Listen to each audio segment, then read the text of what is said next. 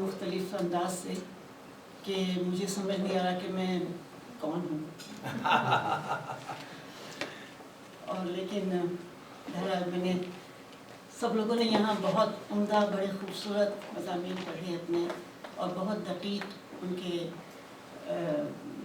جو تھے الفاظ تھے، اور انہوں نے بہت بہترین قسم کی توجیحات بھی کی کتاب کی. اور تو کچھ میں تو اتنے، میرے پاس نہ اتنے الفاظ ہیں نہ میں اتنی قابل ہوں. میں تو ایک معمولی سا جو اپنا، میں نے ڈاکٹر صاحب کو دیکھا اور جو ان کی شخصیت کے حساب سے ان کی میں نے کتاب پڑھی، تو جو میرا کمتر سا ایک حقیر سا تجزیہ ہے وہ پیش کروں گی. اتفاق کی بات یہ ہوئی کہ میں اپنی گلاسز لانا بھول گئی، تو اس کو پڑھنے میں مجھے شاید تھوڑی سی دقت ہو، لیکن میں کوشش کروں. یہ ٹرائی کریں، شاید یہ آپ کے کام آ جائے. کتاب بھی ڈاکٹر صاحب کی اور نقطہ نظر بھی ڈاکٹر صاحب کا، شاید آپ کے کام کیا میں کوشش کروں گی ہو جائے گا. تو عرض کیا ہے کہ ڈاکٹر صاحب کو میں ایک مدت سے جانتی ہوں، اور بحیثیت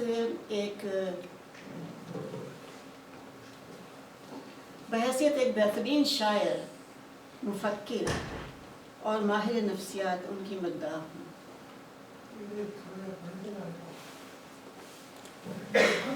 قابل اور انٹلیکچوئل لوگوں کی میں بے حد عزت کرتی ہوں، یہ مجھے بہت اچھی لگتی ہے. قابل. تو پہلی ملاقات میں ڈاکٹر صاحب کی گھنی گردہ داڑھی اور لمبے لمبے دراز گیسو زلفوں کو بکھرا دیکھ کر میرے ذہن میں کسی صوفی بزرگ کا ہیولہ گھوم گیا، اور میں انہیں کسی پیر فقیر ٹائپ کی کوئی چیز سمجھی تھی. لیکن بعد میں معلوم ہوا کہ وہ گیٹ اپ تو محض ان کا ایک، یعنی ان کی چوائس تھی، اور حقیقت میں ان کا صوفیزم یا کسی روایتی مذہب سے کوئی لینا دینا نہیں تھا. تاہم ان کی نگاہوں میں انتہائی شائستگی کے ساتھ ساتھ آنکھوں میں شرارت، چہرے پر معصومیت اور انداز تخاطب میں شرافت کا بھی گہرا امتزاج تھا. بہت ہی رکھ رکھاؤ والی اور دھیمی شخصیت کے مالک ڈاکٹر سہیل سے میری ملاقات اکثر مشاعروں میں ہوتی تھی، اور ان کی عزت و وقت میرے دل میں بڑھنے کا باعث بنتی ہے. خالد سہیل کی حالیہ تصنیف سالک ایک جداگانہ انداز میں لکھی ہوئی ان کی اپنی مختصر سوانح عمری ہے. سالک کے معنی ہے راہ تلاش کرنے والا، عرف عام میں تو اسی طرح کہا جاتا ہے. جو بھی راہ تلاش کر رہا ہو وہ سالک ہے، جو سب سے ہدایت کا راستہ پوچھتا ہے اور زندگی کی حقیقت کے راز کو جاننے کا متلاشی ہے. اس تحریر میں، یعنی ان کی کتاب میں، متعدد کردار ہیں.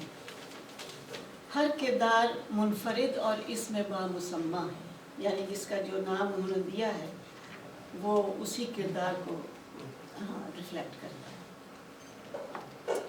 یہ وہ لوگ ہیں جو خالد سہیل کی زندگی میں مختلف اوقات، مختلف انداز اور مختلف رشتوں کی شکل میں آتے ہیں.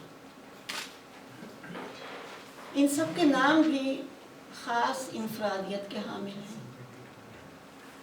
کسی کا نام تصوف ہے تو کسی کا مذہب، کسی کو ایمان کا نام دیا گیا ہے تو کوئی دانائی ہے.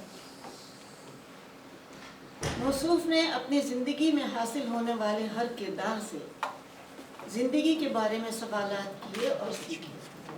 یہ میں نے اندازہ لگایا ہے، مجھے نہیں پتا انہوں نے سوالات کیے اور سیکھے نہیں، مجھے نہیں پتا، لیکن میرا یہ اندازہ.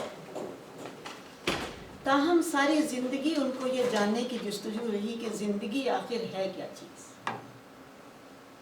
کسی شاعر نے کہا تھا کہ زندگی کیا ہے، عناصر میں ظہور ترتیب اور موت کیا ہے انہیں اجزاء کا پریشان ہونا.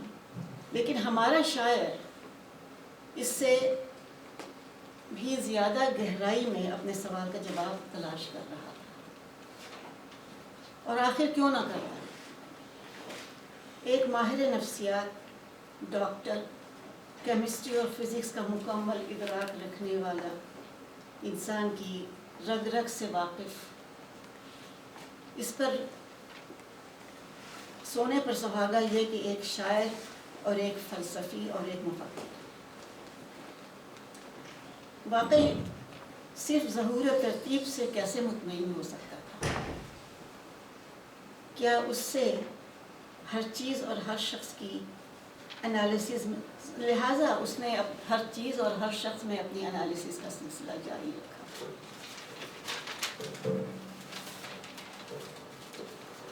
اس نے کتابوں میں اپنے سوال کا جواب تلاش کیا. اس کے گھر میں ادب، فلسفی، مذہب، نفسیات اور دیگر کتابوں کے انبار لگ چکے تھے، جن سے علم تو بہت حاصل ہوا، لیکن سوال پھر بھی تشنا ہی رہا. ہر شخص نے اپنی نالج کو ہی اصل سچائی بنا کر اس کے سامنے پیش کی اور اسے ہی حقیقی سچائی کہا. لیکن اس کا دل تو ایک ایسی سچائی کی تلاش میں سرگردہ تھا جو مکمل ہو اور اس کے دل میں اتر جائے. اس سفر میں ہمارے شاعر نے نگری نگری اور بستی بستی کی خاک چھانی، قریہ قریہ اور کوچہ کوچہ کھنگال ڈالا. میرا ہر قابل ذکر انسان سے کچھ نہ کچھ سیکھا. اکثر اپنے خیالات میں گم، کسی الہامی کیفیت میں محو تھا اور محو رہتا اور اپنے دل کی سرگوشیاں سنتا رہتا. اس نے اپنے شاعر چچا کا کلام پڑھا اور ان کے ساتھ گفتگو کرتا. چچا نے اس کو روایتی اور غیر روایتی انداز زیست سے روشناس کروایا اور زندگی کے تجربات حاصل کرنے کے لیے کسی دور دراز سفر ہجرت کی تلقین کی، جس کو ہمارے شاعر نے گرہ میں باندھ لیا اور تکمیل تعلیم کے بعد اس دیرینہ خواب کی بھی تکمیل. اس نئی سرزمین کا نام اس نے آزادی کی سرزمین رکھا.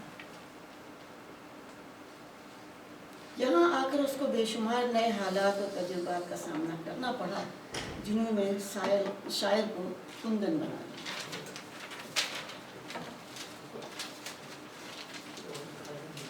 اس نوجوان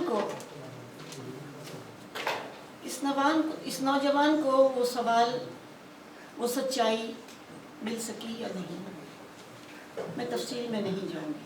بہت لوگوں نے بہت بہتر طریقے سے ایکسپلین کی. میں یہ کہوں گی کہ اس نوجوان کو وہ سچائی ملی یا نہیں، میں سوال کرتی ہوں اس نوجوان سے. میں تو نوجوان ہی کہوں گی، مجھ سے چھوٹے ہی ہیں. تو اور یہ سوال آپ لوگوں کے ذہن میں بھی اٹھ رہے ہوں گے کہ کیا وہ واقعی سیٹسفائیڈ ہو چکا ہے، اس کی جستجو ختم ہو چکی ہے یا ابھی چل رہی ہے، ابھی کنٹینیو. تو یہ سوال آپ کے ذہن میں یقیناً اٹھ رہے ہوں گے. سالک ڈاکٹر خالد کے اسی سفر کی کہانی ہے، جس کو انہوں نے ایک نہایت دلچسپ اور منفرد رنگ میں اور ایک منفرد لے آؤٹ کے ساتھ پیش کیا. کہنے کے تو میں ان کے بارے میں بہت کچھ کہہ سکتی ہوں. شکر ہے کہ میں نے نہیں کہا، کیونکہ بہت سے لوگوں نے بہت کچھ کہہ دیا. تو کہنے کو تو میں ان کے بارے میں بہت کچھ کہہ سکتی ہوں کہ ہمارے شاعر نے کیا کیا دیکھا اور کیسے کیسے سیکھا. لیکن اگر میں یہ سب کچھ آپ کو بتا دوں تو یہ ڈاکٹر سہیل کے ساتھ ناانصافی اور آپ کے ساتھ زیادتی ہے، کیونکہ یہ سب تو آپ ان کی کتاب سالک میں پڑھیں گے. آئی ایم سوری کہ بہت سے لوگوں نے تو they have اسپلڈ the been already. تو لیکن میں تو یہی کہہ رہی تھی کہ یہ آپ ان کی کتاب میں پڑھیں گے اور آپ کا پھر کچھ نہ کچھ تو آپ کا تجسس برقرار رہنا چاہیے نا. لہٰذا یہاں پر میں آپ سب کو دعوت دیتی ہوں کہ ہدیہ دے کر سالک کو گھر لے جائیے، ہدیہ دے کر سالک کو گھر لے جائیے اور اپنے علم میں اضافہ کیجیے۔ بہت بہت شکریہ۔